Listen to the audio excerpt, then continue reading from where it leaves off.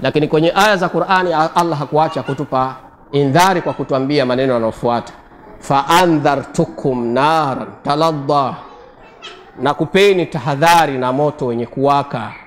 Ni kwamba kuna moto ambao mwako wake mkali sana na una hatari sana. Huu moto hamjapata kuona, mnasikia tu kwa masikio yenu, lakini kwa macho hasa hamjapata kuona, mpaka ile siku ambayo mtakuja kuchukuliwa, mtatiwa huko motoni.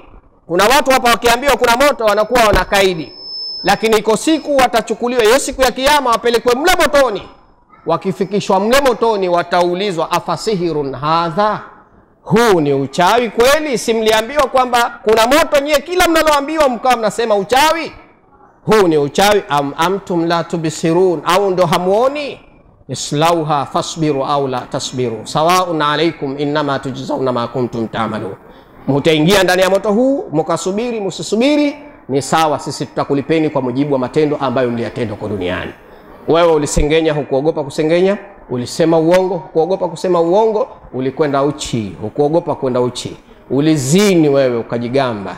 Wewe ukafanya mabaya, ulidhulumu. Sasa leo ndio moto huu hapa. Kwa hiyo huu moto ni mkali. Mtume wetu Muhammad anatuambia kwamba kwa muda wa miaka 1000 unashughulikiwa moto tu. Mwaka 1000, miaka 1000 baada ya kuumbwa kwa moto ukabakisha ukawa uko mwekundu. Baada ya miaka 1000 mengine Mwenyezi Mungu akauchechea, akautia ukali, ukawa uko mweupe. Baada ya miaka 1000 mengine Mwenyezi Mungu alipouchechea ukabaki kuwa mweusi. Kwa hiyo sasa hivi ni mweusi, tena mweusi. Ni moto uliokuwa mkali vibaya mno. Watachukuliwa wote wale waongo ambao wameondoka duniani hawakuacha tabia ya uongo.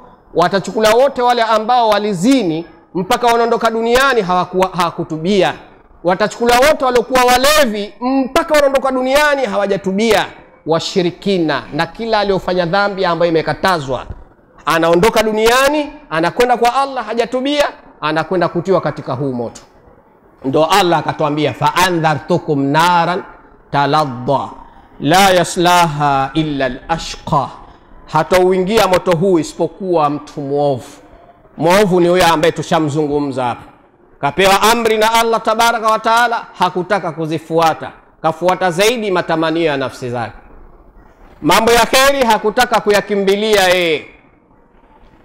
Mfano mdogo tutizame hapa, huu mji huu ambao tunaofanya muhadhara hapa sasa hivi.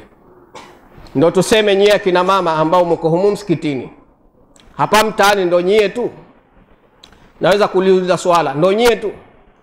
Mwingine anaweza kaleta kisingizio akasema kwamba mimi siko tohara, mimi niko kwenye siku zangu. Sawa, lakini basi hata uko nje kumkatazwa kukaa. Humu msikitini sawa usiingie, lakini hata uko nje ndo umekataza kukaa. Kwani nje si ziko baraza? Au yako matufali ya kuweza kukalia, au mawe yako ya kuweza kukalia, si yapo huko? Lakini wallahi kwa sababu ni jambo la kheri, na wale waliokuwa waovu hawajui thamani ya hili jambo, wamelidogosha hili jambo, ndo kamaona mtu akasema mimi sendi muhadhara. Ni hayo kwa hayo tu yatakayozungumzwa, hakuna chengine kitakachozungumzwa. Ndo mkaukuta huu muhadhara umehudhuria watu wachache, na usije ukashangaa kwamba mnye mlohudhuria mkawa ni wageni kutoka maeneo ya mbali, wale wenyeji wa hapa mtaani wakawa ni wachache. Na yazungumza hivyo kwa sababu na ujasiri wa haya, na nishakwenda sehemu nyingi kufanya mihadhara na nikayaona ni aibu.